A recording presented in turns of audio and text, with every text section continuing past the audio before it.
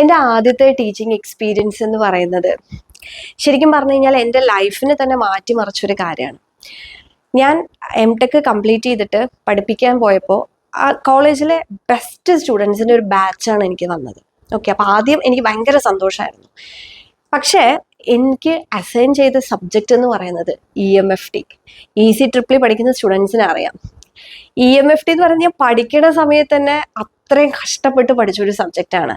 പൊതുവെ ഇപ്പം നമ്മൾ ആദ്യമായിട്ടാണ് ഞാൻ അതായത് ഒരു കോളേജിൽ ക്ലാസ് എടുക്കാൻ പോകുന്നത്. അപ്പോൾ ആ സമയത്താണ് നമുക്ക് EMFT കിട്ടുന്നത്. അപ്പം ഞാൻ വിചാരിച്ചു എല്ലാം കഴിഞ്ഞു. കാരണം എന്തായാലും ഈ സബ്ജക്റ്റുമായിട്ട് കുട്ടികളുടെ മുന്നിലേക്ക് പോയി കഴിഞ്ഞാൽ അവർക്ക് ഒട്ടും നമുക്ക് ഇൻട്രസ്റ്റ് ഉണ്ടാക്കിയെടുക്കാൻ പറ്റാത്തൊരു സബ്ജക്റ്റാണ് എന്ന് വിശ്വസിച്ച് തന്നെയാണ് ഞാൻ ക്ലാസ്സിലേക്ക് പോയിട്ടുള്ളത്. എനിക്ക് 2 ബാച്ച് ഉണ്ടായിരുന്നു.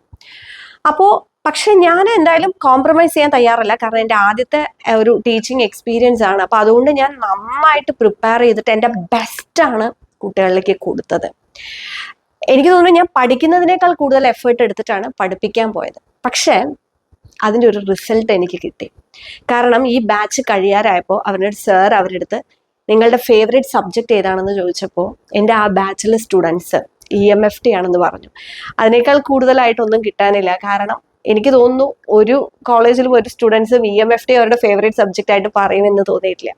അപ്പോൾ അവിടെ നിന്നാണ് ഞാൻ എൻ്റെ ഉള്ളിലുള്ള ആ ഒരു ടീച്ചിങ് എന്നുള്ളത് ഞാൻ കുറച്ചും കൂടെ ഒരു സീരിയസ് ആയിട്ട് എടുക്കാൻ തുടങ്ങിയതും എൻ്റെ ലൈഫിൽ ഒരുപാട് ചേഞ്ചസ് വന്നത്.